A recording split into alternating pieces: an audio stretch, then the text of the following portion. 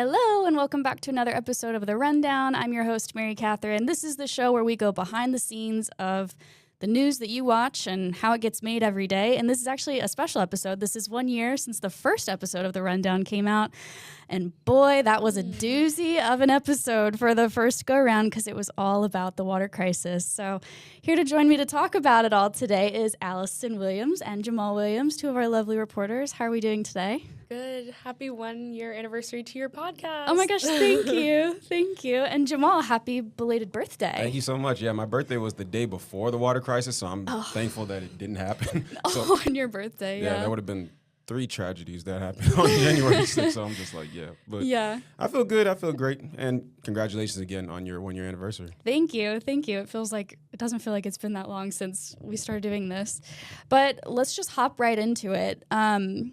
The water crisis happened on January 6, 2025. The Richmond water treatment plant lost power, and it caused hundreds of thousands of people to not have access to clean water, not only in Richmond, but we're talking Hanover, we're talking Henrico, we're talking parts of Goochland, I think, were also impacted. And you guys have really been on the forefront of keeping up with this story since it happened, because I remember when it happened, we were like, oh, this is going to be a big deal for a long time. Like, we're going to have to keep tabs on what's changing at the water plant, but also, like, this is going to be 10 years from now, we're going to be looking back and going, where were you on the day that you didn't have water for, like, almost an entire week? So, Jamal, I know you have really been in your beat is Richmond. Yeah. So you've had a lot of eyes on Richmond in general. Yeah. Tell us a little bit about what you've been doing to prepare for this anniversary. Well, backstory just to get back. So when I first did this story back in last year, I was actually on vacation to celebrate my birthday. I was too. So when I came in, I was just like, wait, what's going on? Because mind you, I live in Chesterfield, so we didn't get the issues that happened because they have their own water reservoir. They work with the Appomattox River, I guess, association, so they don't deal with a lot of this stuff. But they were getting the texts and calls and stuff like that, so we were fine. But when we came in, I think this was like the first time for me. I was like, okay, this is a breaking news story.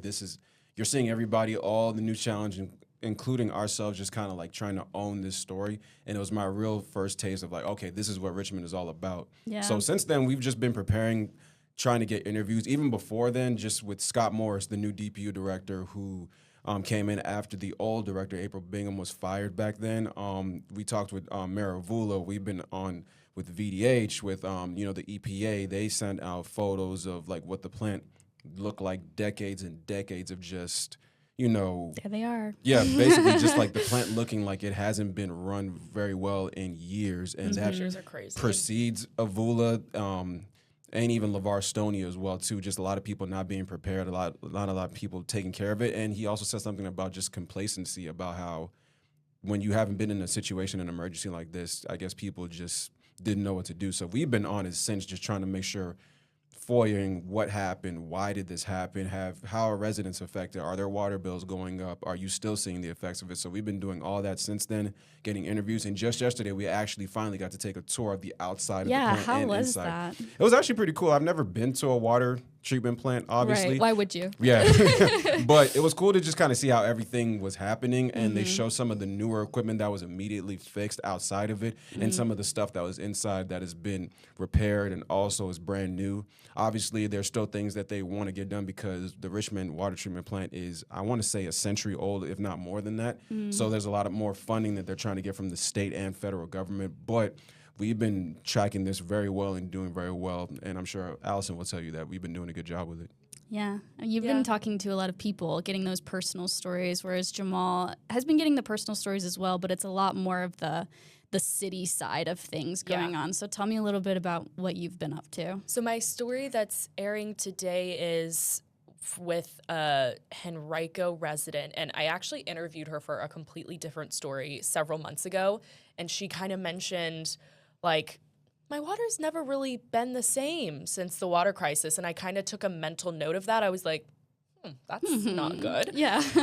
So then when we started working on our anniversary stuff for this, I was like, let me reach out to her, say, are you still having some weird issues? And she was like, yeah, my water's never really been the same. So went and talked to her. She has several young children, and even just recapping, what that week was like with a child who she was like, I have to wash his bottles and I didn't have water to be able to do that. Yeah. Just crazy stuff. And then tomorrow talking to a business who, so many businesses were impacted, and even just like waiters and waitresses who rely on tips for their paychecks. They get their hourly rate, but their paycheck comes from tips, not having that money. But I'm going to talk to a business who received some grant money, and the grant money was, I guess, helpful, but they lost so much inventory still, and just they need water for everything. And all of the businesses, restaurants primarily, couldn't function. So yeah, talking to how people have recovered since then, and this Henrico resident whose water still is kind of a little wonky, which is crazy. Yeah. Can you tell us, did you hear anything from like the county or the city about that? So I reached out to the supervisor who represents that area, Tyrone Nelson. I was just like, have you heard of other residents in the area? It's the Varina area. Have you heard of any other residents having these issues? And he was like, no, but I just recommend them to report it to the county. And I'll be sitting down with Bentley Chan, who is the director of public utilities in Henrico, later this week. And I can kind of ask him, get some actual numbers, like how many people have reported this actually, because that's crazy. Yeah, that is crazy. 1 year later, when you guys think back to when this sort of planning started, when were you starting to think, how are we going to cover this a year later? I know Deanna, we're going to talk to her on Thursday in another episode of The Rundown about just the plan that she kind of concocted. But when do you guys remember like getting started on this?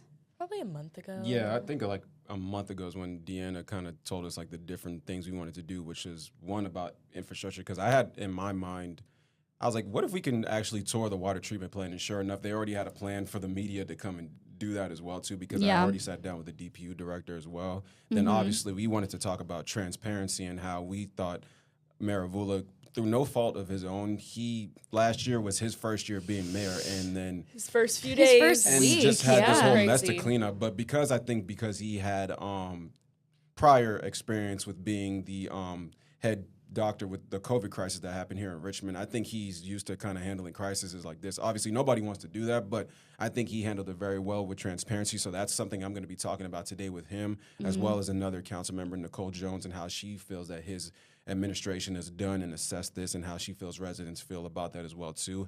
And then coming up Thursday, I'll be talking more about just, the money that's needed in order to make more necessary changes and more, I guess, infrastructure needs as well, because some of the plans that they've had, I think they've asked the state for more than $200 million in budget to try to get more things fixed at the water treatment plant as well too. So obviously there's a need for it. And, with Richmond, it's an old city, and it's not just with the water treatment plant, but with schools and things of that nature. And it seems like this thing is always coming up with them as well too. Yeah. But obviously this thing is the biggest thing, the topic of the week as well too. So those are the three things that we talked about. And to get back to your point, I kind of went on a tangent there. It's okay. But yeah, we started, I want to say in December, like Allison said, and then just really putting these stories together. Yeah. Yeah. How long has it taken you guys to kind of get all these elements for these stories? Oh, mine are being shot this week. Like, my elements are not ready. Yeah. I will be doing these day of. Allison walked in and said, I am frazzled. And now we know why. Yes. That is why. But that's okay. I do day turns all the time. So I'm like, it's fine. It's fine. It is. You're a talented reporter. You will get it done, and it will be beautiful. Jamal has had a lot more, like ahead of time stuff. Really, because these things were already kind of like in the works, like, hey, the city is inviting us and stuff like that. Right. I didn't necessarily have to do a lot of the work that Allison is, which she's good anyway, so I know she's going to get it done. But for more me is like, okay, I can sit down, kind of craft my story kind of beforehand, and then anything that's new, I could just kind of add to it. So I'm kind of more of like like everything that they said in their press conference yesterday, we kind of already talked about it previously with Scott Morris and Danny Avula. So if anything, is just like to see if anything has changed a little bit. But for the most part, my stories are kind of already been signed, sealed, and delivered. Yeah. Yes, they have. Yes. But that's okay. Yes. We're good. Yeah, that's weird. I'm just looking at this photo of Maravula, and this is Scott Morris next to him, the head of DPU. What are their attitudes like? Like, you're there with them in person, and I imagine that this was really hard on both of them to handle. How have they, like, have they been receptive, or do they ever get defensive with you guys, or what's their general, like, what's the vibe with these guys? Speaking to them on several occasions, Danny doesn't really seem like a person that gets flustered with things. He may come back in terms of, like, if a reporter or somebody may say something that either is incorrect or explain why he hasn't done something.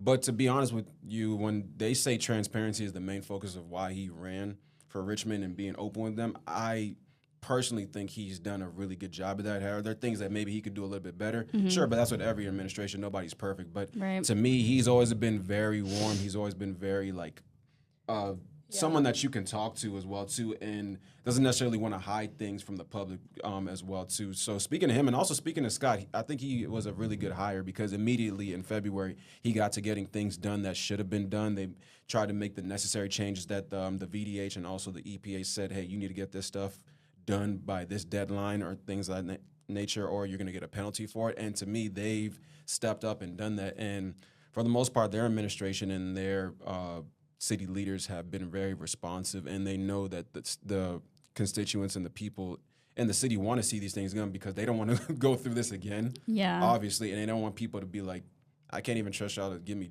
clean water. So it's like, like, why should I have trust that you'll get things done? But for me, I think they've been pretty open and honest. And Allison, since you're talking to people outside of the city, what has their general attitudes been? I know, like, a lot of people, I think, were kind of pointing the finger at Richmond, obviously, because it's their water treatment plant that was serving these different areas. But when you have someone who says, my water's never been the same, can a county leader, like, what has their general response been? Like, what have they...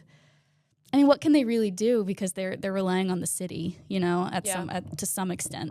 I think that there is still mistrust, especially like even though I'm only interviewing one business on camera, I've talked to a handful, and that's kind of just the whole thing. They're just like, I mean, we just never know what's going to happen. It could happen again. And I remember over the summer when there was that other boil water advisory, I asked Mayor Avula and Scott Morris at their press conference, just like, I mean, there are probably residents who are just rolling their eyes at this, thinking this is so ridiculous that we're having to go through this again. We don't have safe drinking water. We have to boil our water for the next at least 48 hours. And Mayor Avula said that the biggest thing of his term is going to be rebuilding that trust. But I do think that is the common theme. Like, people are just kind of like, oh, but what if it happens again? It could happen again because it's happened. They were two different situations, but 2 times in 1 year where our water was not safe to drink. Yeah. So... I mean, I think there was also a general fear in the newsroom this week because we were like, oh my gosh, what The first snow. Even. We were like, the first snow caused this power outage. Yeah. Like, what if with the first snow it happens again? Yeah. And luckily it didn't, which I think kind of shows how much work they've been putting in. Even though snow shouldn't cause water outage, but whoa, they know that. And also, they know that. To their credit, it's like it's been years and years and years of just neglect, and people, like, I know people were also probably blaming the previous administration as well too. Right. But not to say that they're not culpable, but, like, it probably even precedes them as well too. Like, just people just not really just like either not paying attention or being like, oh, that looks fine, or not caring if something was old or decaying, and then or just a lack of money, like like, this is a now issue. This could maybe wait a little bit. Like, we have to put our money at this now. Let's wait on this. And like, it just kind of shows that if hard. you just keep kicking the can down with things that need to be fixed now, then something's going to happen like last year, and then you're so out of luck pretty much. Yeah. Yeah. I was in Hopewell, so I thankfully didn't have any water problems. I was the only one here impacted. Oh my gosh. Tell us about it, please. Tell us what you were going through, because you had to still come to work. You had to look nice. I'm sure you smelled bad. The good thing is, like, it wasn't summer, so, like, even though That's I couldn't shower for a little bit, like, I don't think I was super smelly. Like, I wasn't sweating like how we do when we're out in the field in the summer. So, like, it was fine. But I definitely was like, wow, I would love to shower. Yeah. But also, my apartment has radiators for the heat, which is powered by water. Like, the water heats those up to keep my apartment warm. My apartment was 16 degrees. Oh, my God. So I was just cold. Like, I was just like, I am so cold. That's how it was in my apartment. I live alone, and my mom was like, do you want to go to a hotel? And I was like, no, there's probably families that need those. It's fine. Yeah. But that was, like, what I remember most is I was just so cold. Yeah. and my fridge was honestly fine because it was the temperature in my apartment was keeping everything cool. So yeah. And it's not like you were forced to come to work in these conditions or anything, but can you tell us? I wanted to come to work. It was a reprieve. I needed to get warm. Right. I was like, I want to wash my hands. Right. I want to, like, I think I was brushing my teeth here. Like, I was kind of using this as, like, a place to do the things that I would do at home. Yeah. I couldn't flush at home. Yeah. So I would try to go to the restroom here so Yeah. that it wouldn't sit in my apartment. I'm just going to leave that at that. Thank you. Okay. But yeah, I wanted to be here. And it was a big story. Like, when news happens, I feel like us reporters and in the newsroom, like, we're excited. Especially because you're being affected by it, so you probably have the same questions that residents want to know, where it's like, I was frustrated. Yeah. Like, why are my bills going up? Or, like, when is this water coming back? Or, like, am I going to be affected by the fact that you guys don't know what's going on? You know, things of that nature. And I can't speak for it because I was in Chesterfield, but just hearing everybody in the newsroom that was affected by it, it's also like they were upset about it as well, just as well as residents were. Yeah. And that was also my first week changing shifts to do the 9. So were you on mornings then, Allison? I wasn't that week. Okay. I don't remember who was covering this. It might have been Alexis. It was kind of like an Victoria? all hands on deck kind of thing if you think about it, because I feel like they were like, I was constantly just going to news press conferences. Like, Danny Avula would have an update, and then you'd think it would be coming on, the water would shut down, but I would come on and he'd be like, no, it's not ready yet. Then we'd have another one and be like, when is this coming right back on? And then finally, I think it was Saturday morning when it happened. Yeah. And then when he finally took that first glass An of iconic clip. Iconic. The iconic, it's back. Right. Yeah. But like, that was funny. Definitely, a lot of people felt it, and it was cold, and it was snowing, and it's just like so many different things that happen. People in this economy anyway, like, housing is up. You know, people can't afford. Some people can't even afford to live in their houses now. Their water bills are going up, and they're cold, and they can't brush their teeth. Like, people are gonna get upset. You know, rightfully so. Like, I'd be upset if I couldn't do any of those things. Yeah. I just remember it was like you said, all hands on deck in the newsroom, because even though, like, I wasn't impacted in the way that I didn't have water or a way to shower or even flush my toilet or anything like that, like, coming into work, it was like, there's no messing around right now. Like, you had to lock in. And especially in the 9, that was when, like, the mornings of Danny Avula would be like, we're going to have a press conference at 9:15. And I'd be like, okay, great. But really, is it 9:15? No. Or is it going to be like 9:45? And so I would make a whole show, which an hour of news is a lot to fill anyway.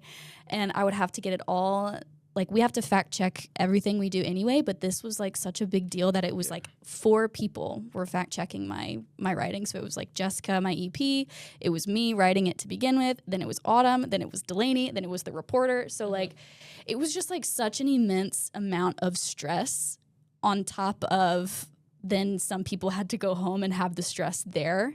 So I completely get what you're saying when you had a little reprieve here, Allison. I'm glad you could find some solace in this place. Yes. And shout out to the red team, Tanik, Marissa, who used to be here, Kaylin, Ryan especially. Yes, Ryan's coming on Thursday. I don't know how he does it, but like, he's almost like an encyclopedia where he could just read like 80 pages worth of like a report and be like, okay, this is the highlights, these are the facts. And without him, without him, I don't know like how we would have been able to look at all this and like just get like the real nuts and bolts of everything that was going on. So they did a great job of just helping us through this, because as reporters, we grew a lot from this, but I think we were just kind of like, bro, I don't know how to cover, you know what I'm saying? Like, it was uncharted territory for a lot of us, but it was definitely a way of learning investigative reporting as well as breaking news every single day, because every day was a new update about why this happened or what happened with the water treatment plant, FOIAing text messages between, the former director and DPU and stuff like that, them not answering us when we wanted them to. So it was just basically a crash course on how to be a journalist in a hostile environment, pretty much like that, or at least as hostile as it was for us. Yeah. Good times. Good times. Glad it's going to be 60 degrees this week. Yes. No snow in sight. Yeah. Well, as much as you can be. Yeah. Well, I think that's all I have for today. Thank you guys for joining me. Thank you for having us. And have a good rest of your water coverage week. It's going to be fun. We'll see you guys later. Bye.